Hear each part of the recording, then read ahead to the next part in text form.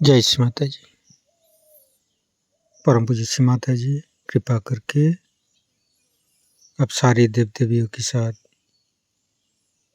ये ध्यान और मेडिटेशन के मंच पर पधारिए और सभी संतों को, सभी शुद्धात्मा को ध्यान का सिद्धि देके परम चैतन्यित कीजिए।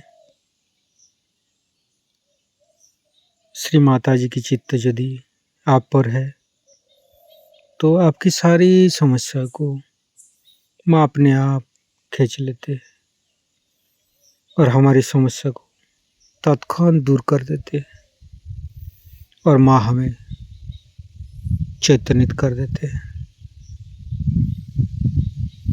परम पूज्य श्री माता जी कृपा करके हम सभी संतों को ध्यान का सिद्धि प्रदान कीजिए और हमारी सारी समस्या को अब दूर कर दीजिए। माँ परम पूज्य श्री माता जी आपके श्री चरण कमल पर कोटि कोटि नमन। कुंडली उठा के बंधन लेंगे।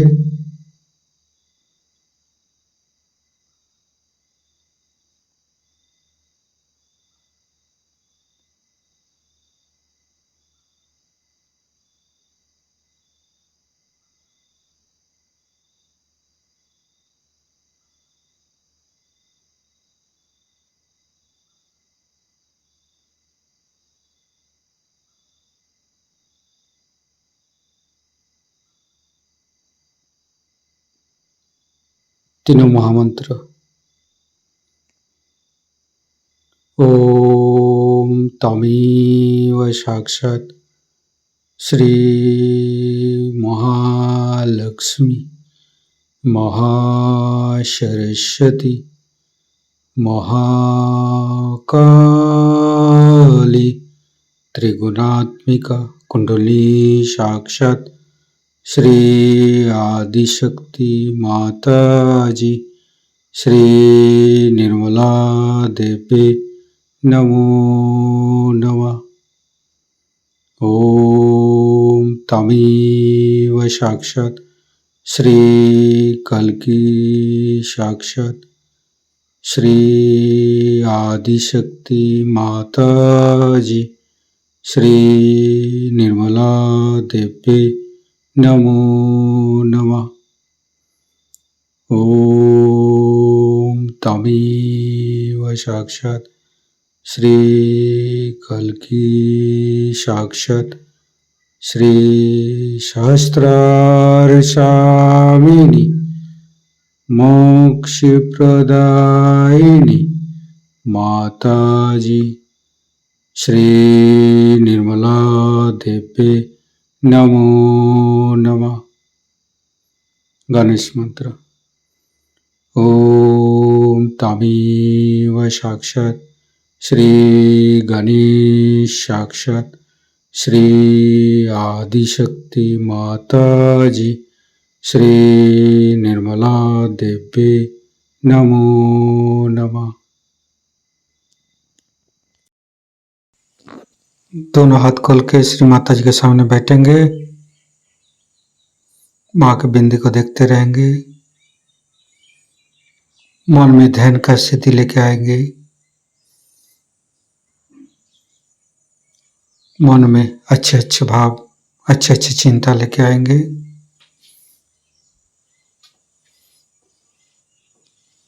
परम पूज्य श्री माता जी ये हृदय, ये हमारी सांसें, ये रोम रोम आप ही का तो दिया हुआ। माँ कृपा करके आप हमारे हृदय पर आइए और हमारे हृदय में माँ जगदम्बे के रूप में समस्त बाधाएं को, समस्त रोगों को दूर कीजिए। माँ हे आदिशक्ति माँ कृपा करके हमारे हृदय को सच कीजिए। सच हृदय कमलासन पर श्री चरण को स्थापित कीजिए माँ। संपूर्ण चित्त अपना हृदय पर परम पूज्य श्री माता जी को देखते रहेंगे। हृदय के अंदर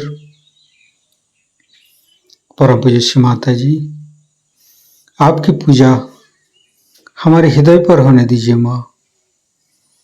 हे आदिशक्ति माँ, हम अज्ञानी हैं। हमारी अज्ञानता के वश में यदि आपकी शान के खिलाफ कोई गलती हुआ हो, कृपा करके आप मुझे क्षमा कर दीजिए माँ। हे आदिशक्ति माँ, हमारे हृदय पर आइए। फिर धीरे धीरे चित्त को हम मूलाधार चक्र पर ले जाएंगे। लेफ्ट मूलाधार, राइट मूलाधार, मध्य मूलाधार देखते रहेंगे। हे भगवान, हे आदिशक्ति माँ, आप ही तो प्रभु गणेश है।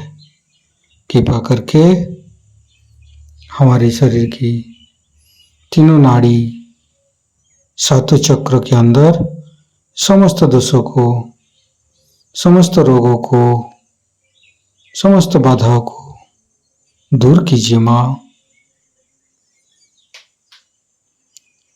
हे परमपिता परमेश्वर, हम कभी अतीत में चला जाते, कभी भविष्य में चला जाते, हमें मध्य में स्थापित कीजिए, हमें वर्तमान में स्थापित कीजिए माँ। संपूर्ण चित्त शरीर के मध्य भाग पर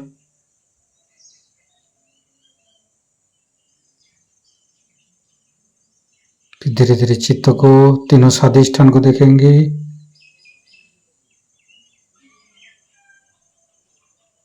तीनों नाभि, लेफ्ट, राइट, मध्य। श्री माता जी, आप ही तो संतोष प्रदान करते हैं। कृपा करके हमें संतोष प्रदान कीजिए, हमें उदार बनाइए। फिर धीरे धीरे चित्त को लेफ्ट हृदय, हे आदिशक्ति माँ, आपकी परम कृपा में हम शुद्ध आत्मा है। कृपा करके हमारी आत्मा को परमात्मा के साथ जोड़िए माँ।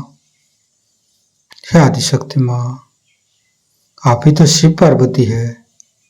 कृपा करके हमारे बाएं हृदय पर आइए और हमारी आत्मा को परमात्मा के साथ जोड़िए। धीरे धीरे चित्त को राइट हृदय, परम पूज्य श्री माता जी, आप ही तो सीताराम जी है। कृपा करके हमारे राइट हृदय पर आइए और हमें मर्यादा प्रदान कीजिए, हमें मर्यादित बनाइए। श्री सीताराम बार बार करेंगे। श्री सीताराम, श्री सीताराम, श्री सीताराम, श्री सीताराम, श्री सीताराम, श्री सीताराम, श्री सीताराम, श्री सीताराम, श्री सीताराम, श्री सीताराम, श्री सीताराम, श्री सीताराम। साक्षात श्री आदिशक्ति माता जी, श्री निर्मला देवी नमो नमः। धीरे धीरे चित्त को मध्य हृदय, परम पूज्य श्री माता जी, कृपा करके हमारे मध्य हृदय पर आइए और हमें साहसी बनाइए। फिर संपूर्ण चित्त, तीनों विशुद्धि, लेफ्ट विशुद्धि, राइट विशुद्धि, मध्य, परम पूज्य श्री माता जी, कृपा करके हमारी गला में माधुर्य प्रदान कीजिए माँ। श्री माता जी, आप ही तो राधा कृष्ण है। कृपा करके हमारे गला पर आइए फिर धीरे धीरे चित्त को फ्रंट आज्ञा। परम पूज्य श्री माता जी हमें क्षमाशील प्रदान कीजिए। जीसस मेरी माता मंत्र लेंगे। ओम तमेव साक्षात श्री जीसस मेरी माता साक्षात श्री आदिशक्ति माता जी श्री निर्मला देवी नमो नमः। फिर बैक आज्ञा शास्त्रार्थ। परम पूज्य श्री माता जी हमारे अंदर अहंकार पति अहंकार को दूर करके हमारे ब्रह्मरंध्र को खोल दीजिए। हमारे शास्त्रार्थ पर आइए। संपूर्ण चित्त शास्त्रार्थ पर रखेंगे। शास्त्रार्थ के साथ लेफ्ट हृदय को जोड़ेंगे। राइट हृदय के साथ शास्त्रार्थ को जोड़ेंगे। फिर मध्य हृदय के साथ जोड़ेंगे। फिर संपूर्ण चित्त शास्त्रार्थ पर रखेंगे। परम पूज्य श्री माता जी हमारे ऊपर ऐसी कृपा कीजिए ताकि आपकी अमृत वाणी को हम शास्त्रार्थ से ग्रहण कर सकें। संपूर्ण चित्त शास्त्रार्थ पर परम पूज्य श्री माता जी को अमृत वाणी हम शास्त्रार्थ से ग्रहण करेंगे। सत्य को खोजने वाले सर्व आत्माओं को हमारा प्रणिपात। आज मैं सोच रही थी कि कौन सी भाषा में आपसे वार्तालाप किया जाए, तो यही सोचा कि मराठी में पहले बहुत बार पूना में भाषण हुआ था, आज हिंदी में ही भाषण दिया जाए, क्योंकि हिंदी हमारी राष्ट्रभाषा है और मेरी भी मातृभाषा मराठी है, किंतु हिंदी भाषा सीखना मैं सोचती हूँ परम आवश्यक है। और इसलिए आप लोग मराठी प्रेमी लोग मुझे उदार अंतःकरण से क्षमा करें, और हिंदी बोलने वाले लोग जो साहित्यिक हैं वे भी मुझे क्षमा करें अगर कोई त्रुटियां हो जाए तो। किंतु सबसे पहले जान लेना चाहिए कि भाषा तो हृदय की होनी चाहिए। जहाँ भाषा हृदय की न होते हुए सिर्फ शब्द जाल होती है, तब हर तरह के जंजाल खड़े हो जाते हैं।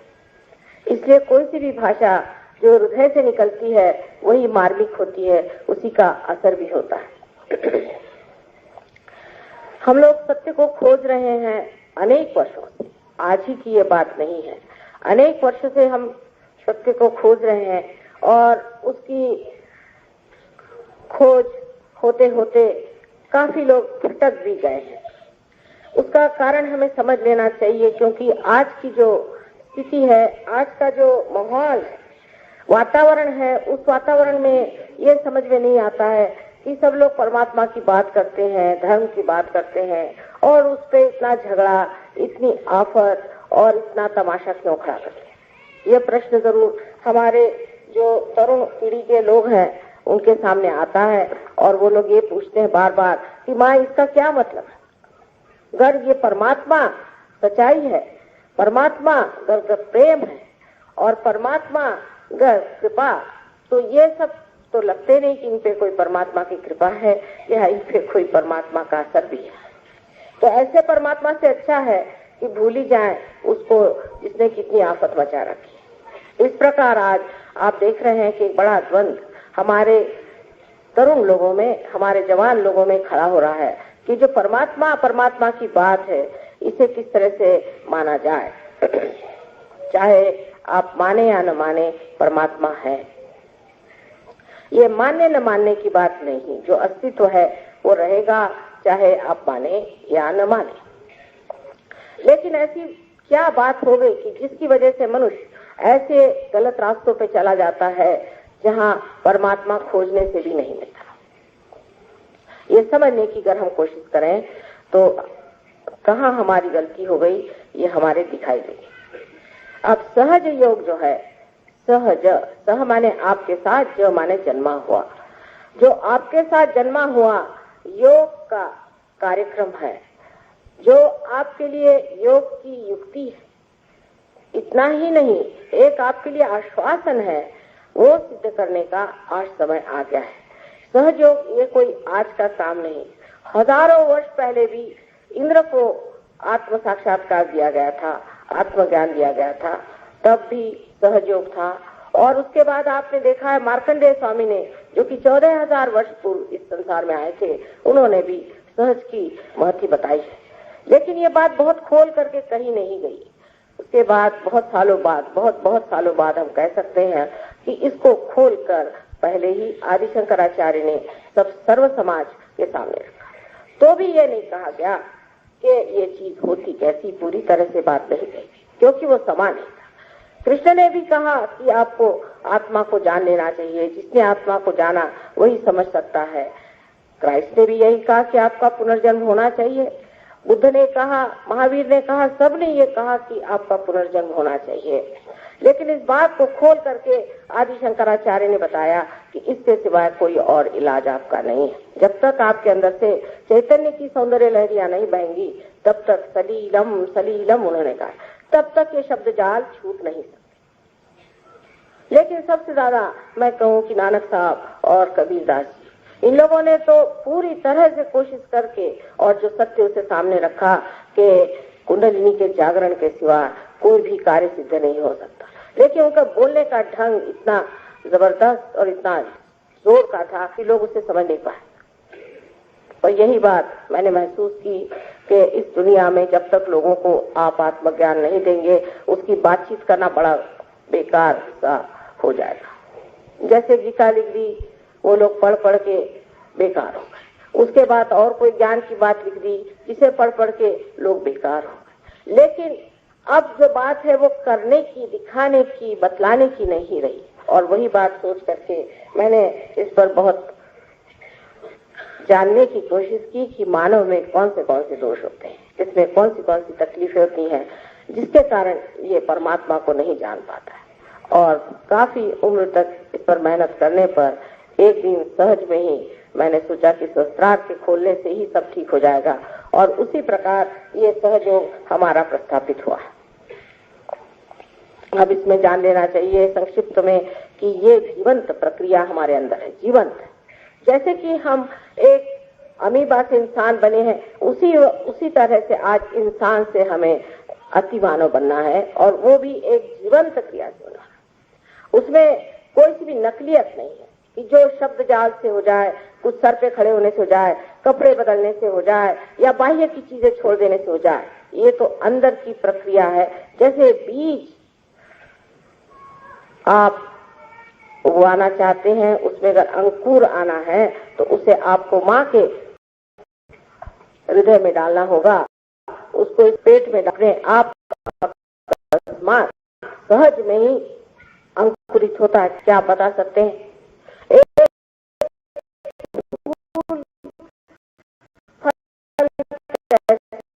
आप इसी प्रकार सहज योग जो है एक खुद घटना, लेकिन ये हम बता, क्योंकि मनुष्य के जितने भी कार्य हैं सब ज्ञात है। इसलिए अपने अंदर जो कुंडलिनी स्वरूप, जो त्रिकोणाकार अस्थि में बैठी हुई है, वो जागृत आत्मबोध होता है। आश्चर्य की बात है कि गीता पर, गीता लिखते वक्त है वो गीता पूर्णतया ज्ञानेश्वर जी ने कुंडलिनी से व्याख्यान किया हुआ है, उसको बतलाया हुआ है, समझाया, उसका वर्णन भी बहुत सुंदर किया, बहुत ही सुंदर किया हुआ है। और उसके बाद उन्होंने ये भी बताया है कि जिस वक्त ये कुंडलिनी का जागरण होगा तब किस तरह से लोगों को लाभ होंगे।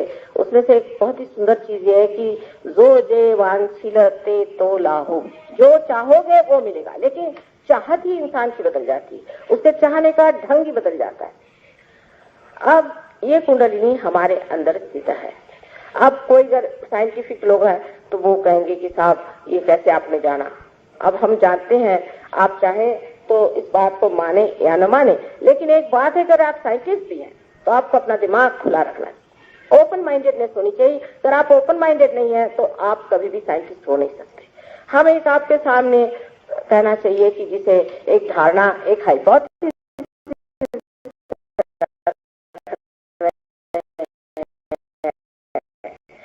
करते हैं हो ही जाता है। गहरी चीज को पाने के लिए सबसे पहले अपने दिमाग को खुला रखें। पहले ही से आप डंडा लेकर खड़े हो जाइएगा तो हम आपको क्या बताएं। मैंने ये देखा हुआ है कि सिर्फ परमात्मा के साम्राज्य में ऐसे कार्य होते हैं। देखिए, अगर आप कॉलेज जा रहे हैं, यूनिवर्सिटी जा रहे हैं, आप एडमिशन के लिए कितनी कोशिश करते हैं, क्या क्या दुनिया भर के हफ्ते करके एडमिशन कराते हैं, एडमिशन लेते हैं और अपने गुरुजनों के सामने गर्दन झुका के बैठते हैं कि वो जो भी कहे वो प्रमाण होगा। लेकिन मैंने देखा है कि संसार में जितने बड़े बड़े साधु संत आए उनको तो हम लोगों ने सताया है, उनकी तकलीफ थी, उनकी कोई बात नहीं सुनी और उनको परेशान करते रहे और हर समय उनसे चर्चा और वाद विवाद करके उनको परेशान किया। इस तरह से आप ज्ञान को प्राप्त नहीं कर सकते। ज्ञान के लिए सबसे पहली चीज है कि मैंने अभी तक जाना नहीं, मुझे आगे जानने का है, जिसके ऊपर सब बड़े बड़े शास्त्रों में सब बड़े बड़े साधु संतों ने लिखा हुआ है। रामदास स्वामी को आप उठाइए तो उन्होंने साफ लिख दिया कि पढ़ पढ़ करके कुछ नहीं होने वाला। हमारे कबीरदास जी ने तो साफ लिख दिया कि पढ़ी पढ़ी मूर्ख पंडित मूर्ख भय, साफ साफ लिख दिया उन्होंने। और कितनी ही बातें इन साधु संतों ने इतनी साफ लिखी हुई है कि बड़ा आश्चर्य होता है कि हम उनको ही पढ़ के उन्होंने जिस चीज को मना किया है वही कैसे करते हैं। अब उसका कारण मैं आपसे बताऊंगी कि क्यों ऐसा हो जाता है और इसके कारण कैसे हमारा जो धर्म है वो किसी तरह से अधर्म में ही परिवर्तित हो जाता है।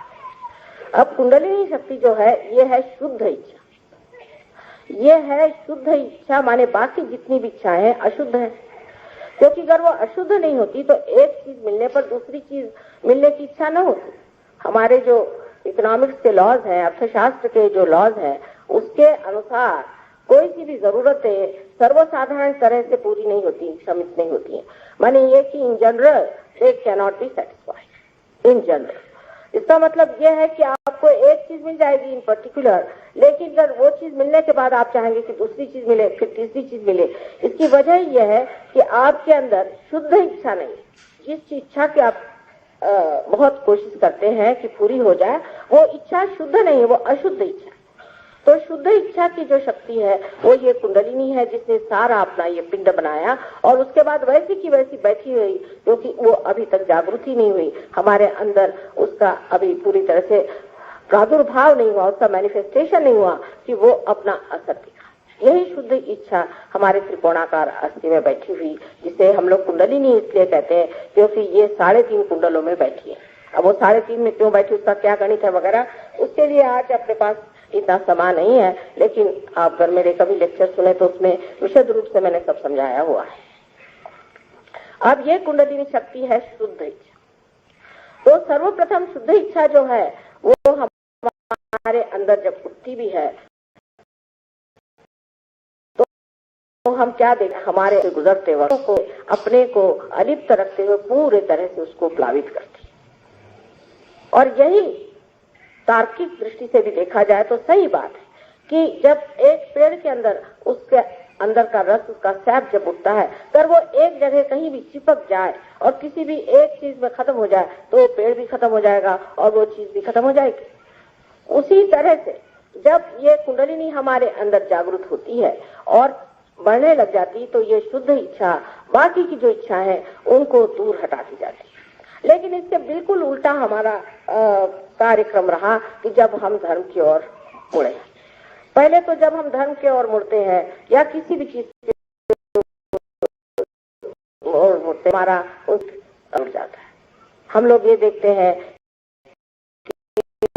कि सारी चीजें ये देखते हैं कि जैसे ही धर्म में लोग आ जाते हैं तो पहले देखते हैं कि भाई अपने कितने इससे फायदे हो सकते हैं, इसमें क्या क्या हम कर सकते हैं। यहाँ तक कि लोग सोचते हैं कि इससे अच्छा हो कि हम कुछ लोगों का पैसा ही मार लें, रुपया मार लें, ये कर लें, वो कर लें। और फिर धीरे धीरे उसकी ऐसी चीजें बनती जाती हैं जो बिल्कुल घृणित और नर्क जैसी हो। शरीर की ओर चित्त जाता है।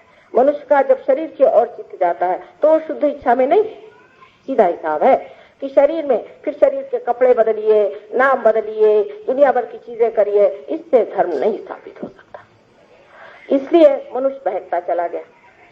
फिर मनुष्य की जो दूसरी पकड़ आती जो कि बड़ी जबरदस्त है, वो है मानसिक, माने बुद्धि पर। इस पे बड़े बड़े वितंडवादी हो गए। आप जानते हैं कि एक बड़े भारी ऐसे ही बुद्धिवादी ने कितना आदि शंकराचार्य को सताया था। हमेशा ये बुद्धिवादी लोग अपनी चिपक को नहीं समझते, इनको चिपक होती है जो इन्होंने पढ़ लिया। अगर किसी आदमी ने गीता पढ़ ली तो वो सोचता है कि मैं तो व्यास मुनि हो गया, कम से कम उनसे ज्यादा नहीं हुआ तो कम से कम व्यास मुनि तो हो ही गया। किसी ने अगर बाइबल पढ़ लिया तो वो सोचता है कि ईसा मसीह मुझसे ज्यादा वो जानता है। ये जो बौद्धिक पकड़ हमारे अंदर आ जाती है उससे और भी प्रश्न खड़े हो जाते हैं। सारा ईसाई धर्म जो है आज इस बौद्धिक पकड़ की वजह से खत्म हो चुका है। आप देख लीजिए कि बौद्धिक पकड़ इनमें किस प्रकार आई कि जिस वक्त में ईसा मसीह इस दुनिया में आए तो उन्होंने यही कहा कि अपना पुनर्जन्म करो। तब निकोदेमस ने कहा कि क्या मैं अपने माँ के गर्भ में फिर से प्रवेश करूं? वो कहा कि नहीं, जो गर्भ से पैदा होता है वो तो जड़ ही है, लेकिन जो आत्मा से, जो आदि शक्ति से पैदा होगा वही आत्मा है। और आत्मा की पकड़ आए बगैर आप परमात्मा को नहीं जान सकते। लेकिन इन लोगों ने ये सोचा कि ये तो कुछ समझ में नहीं आई बात, क्योंकि उनमें से किसी को भी साक्षात्कार देना नहीं आता था, बहरहाल नहीं भी आता था तो भी उसका इतना बुद्धि का झमेला बनाने की कोई जरूरत नहीं थी। उसके बुद्धि का ऐसा झमेला बनाया कि एक सेंट पॉल करके इंसान, जो कि ईसा धर्म से कुछ उसका संबंध नहीं था, उसने ईसा को देखा नहीं था और वो खुद एपिलेप्टिक थे और बीमार रहते थे और हमारे हिसाब से उनमें कुछ सुप्रा कॉन्शियस तकलीफें थी। वो साहब बाइबल में आके बैठ गए।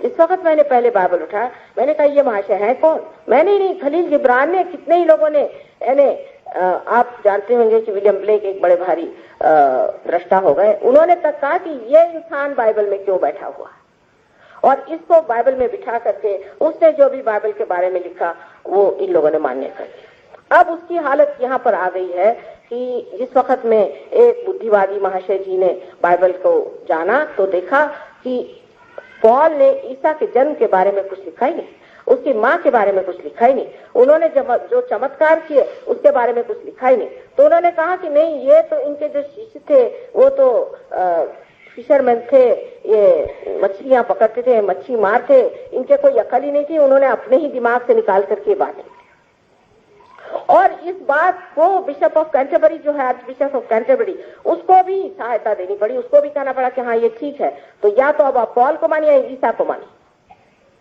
उन्होंने कह दिया कि हाँ यही बात ठीक है, तो ईसा जो पैदा हुए थे वो भी गलत बात और उनके जो चमत्कार हुए थे वो भी गलत बात है। पॉल साहब जो है वो सही हो गए, क्योंकि इसी पॉल ने बाद में ऑगस्टीन का जन्म लिया और उसने आकर के सारा ऐसा एक बौद्धिक तार्किक एक ईसाई धर्म बना दिया कि चाहे कुछ हो, हाथ में बंदूक क्यों न लेनी पड़े, सबको ईसाई बनाते रहे। ईसाई बनने का मतलब है सहयोगी बनना, योगी बनना, वही आप मुसलमानों का है।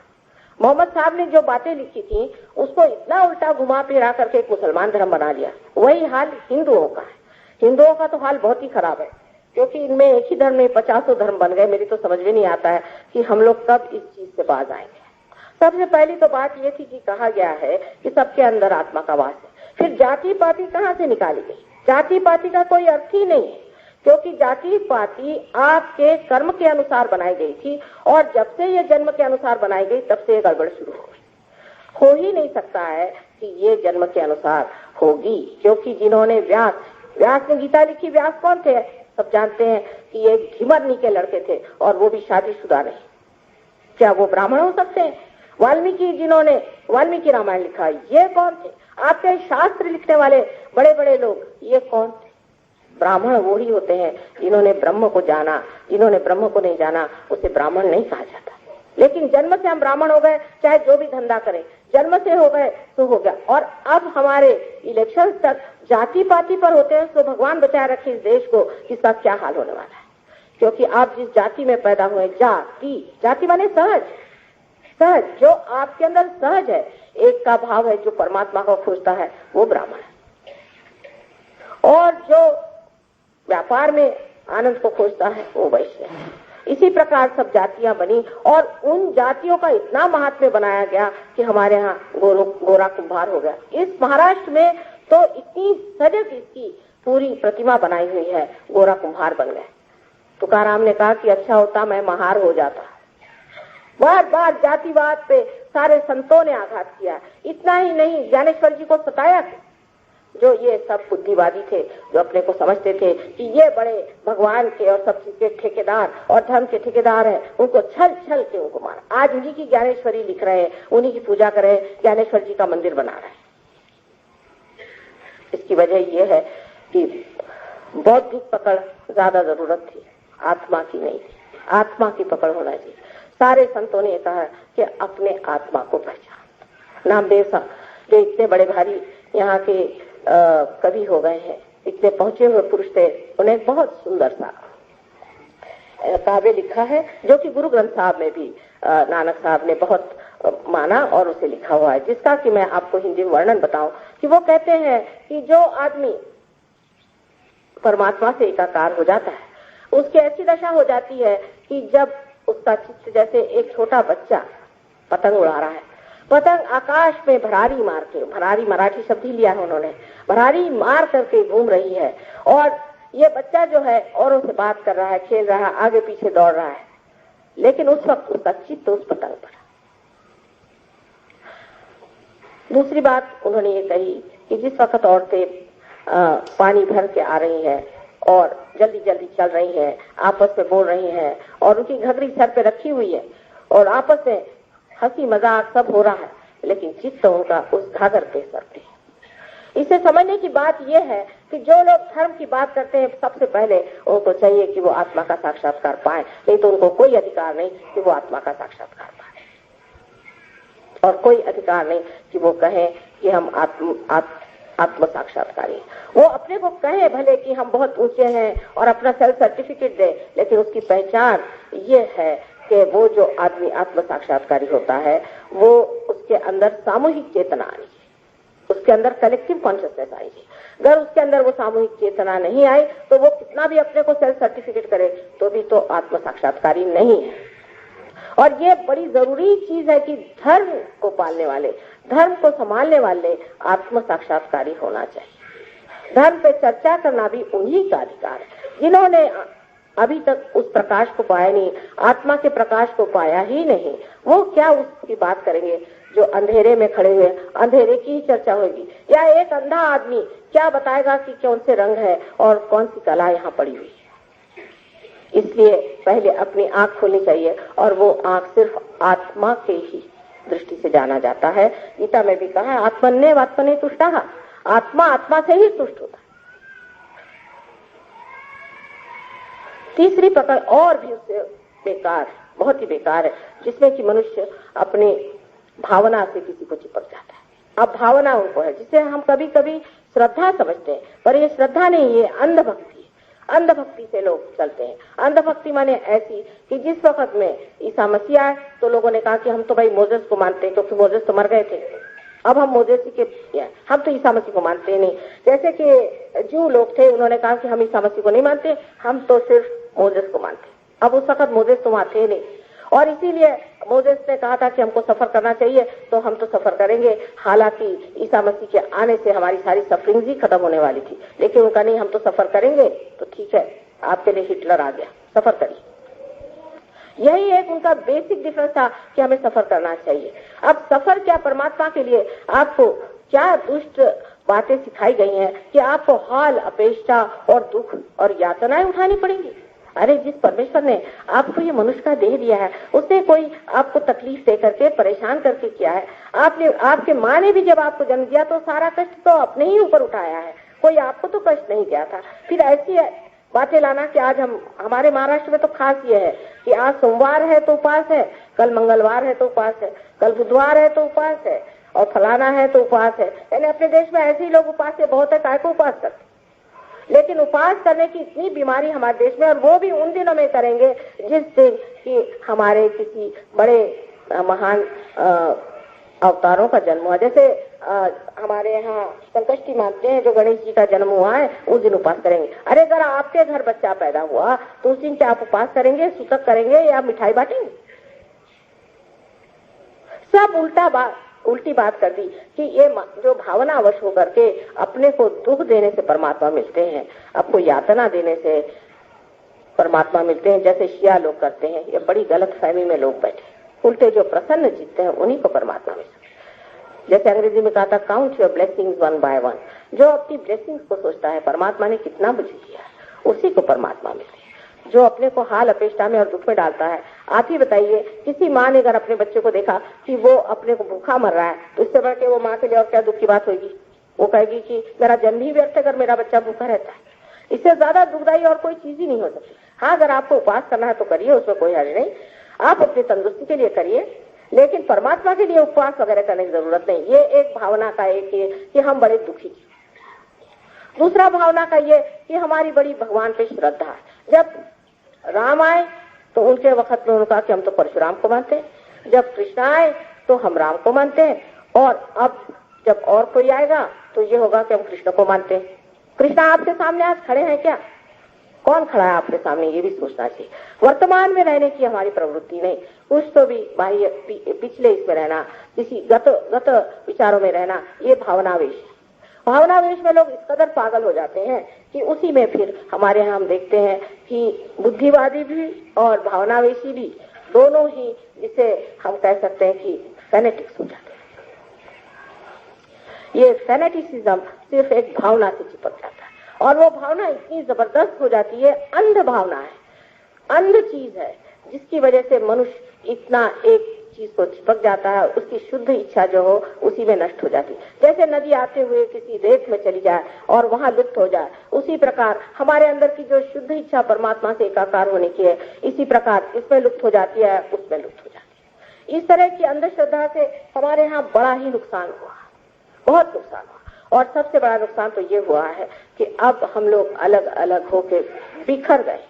हमारे यहाँ में कोई भी तरह की जोड़ने की व्यवस्था नहीं, सारी ही बिखरने की, अलग हटने की व्यवस्था हो गई, विभक्त होने की। लेकिन जब हमारा एवोल्यूशन होता है, आप देखिए कि हमारा जब उत्थान होता है, जब हम ऊंचे और ऊंचे स्तर पे आते हैं, तब सम्यकता आनी चाहिए, सम्यक होना चाहिए, इंटीग्रेशन आना चाहिए।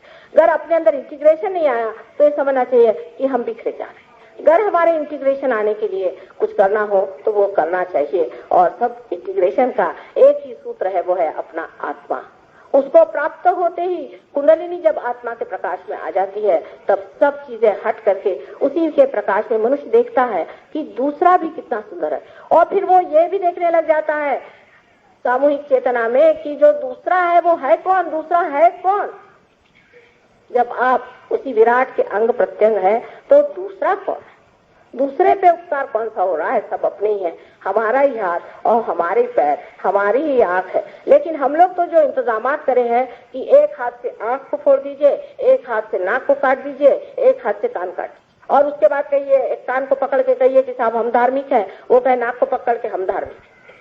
इसमें धर्म का लेश मात्र भी नहीं। जब कोई आदमी फैनेटिसिज्म में पड़ता है तो वो जान ले कि इसमें लेश मात्र भी नहीं है। जब तक आप में सम्यक ज्ञान नहीं आ सकता, वो सिर्फ आत्मा के प्रकाश से आता है।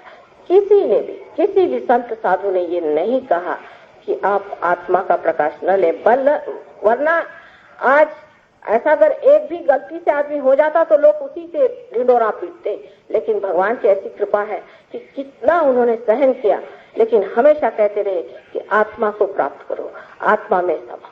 यही आत्मा की प्राप्ति करने के लिए हम लोग अनेक चीजें करते हैं, और सहयोग में हम देखते हैं कि अनेक तरह के लोग हर एक देश में आते हैं। यहाँ से जो कुछ चोर उचक्के गए थे, उन लोगों ने वहाँ सन्यासी रूप धारण करके और लोगों को बेवकूफ भी खूब बनाया, और उसको बेवकूफ बना करके उनसे यहाँ तक बताया कि अगर तुम गांजा पियोगे तो तुमको भगवान मिल जाएंगे। वो बेचारे गांजा भी पीने।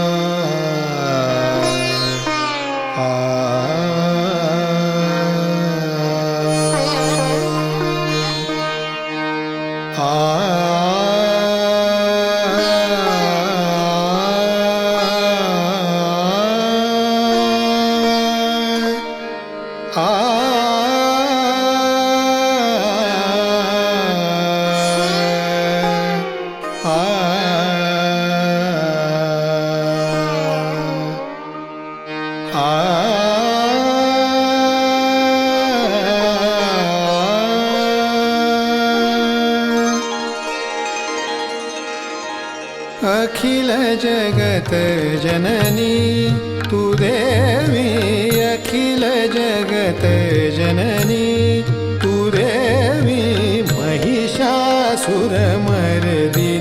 भवतारिणी, महिषासुरमर्दिनी भवतारिणी, त्रिविधताप मनीचे मम शमवी, त्रिविधताप मनीचे मम शमवी, अखिल जगत जननी जननी तू देवी देवी देवी देवी, अखिल जगत जननी।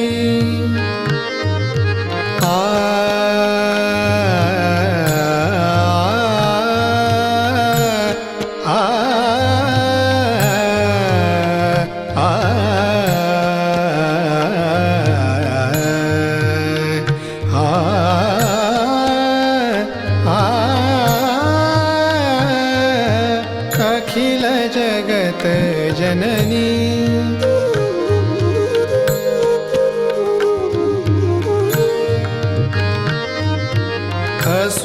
असुरपतितमय धरा जाहली, असुरपतितमय धरा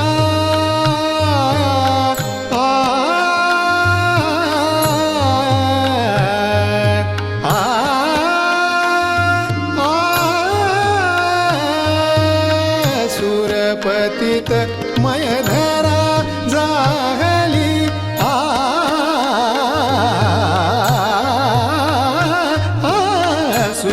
असुरपतितमय धरा जाहली, भाव भक्ति निर्मल सेवा मुरली, भाव भक्ति निर्मल सेवा मुरली, दलन करुनियरी जन मन रमवी, अखिल जगत जननी।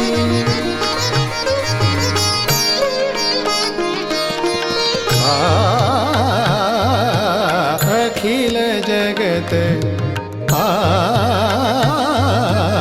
अखिल जगत जननी,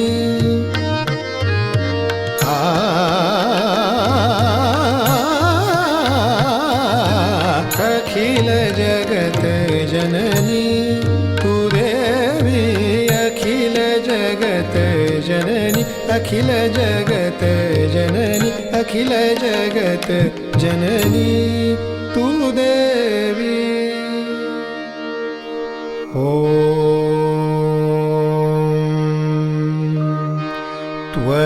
त्वमेव साक्षात् श्रीजगदम्बा साक्षात् श्री आदिशक्ति माताजी,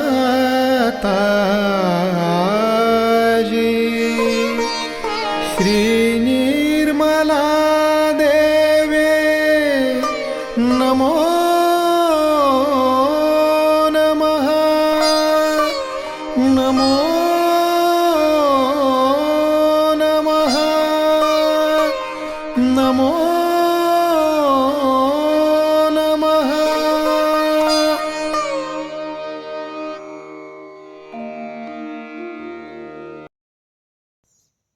संपूर्ण ध्यान का स्थिति, निर्विचारिता का स्थिति, इस स्थिति पर परम पूज्य श्री माता जी को परम चैतन्य अनुभव करते हुए परम चैतन्य की वर्षा अनुभव करते हुए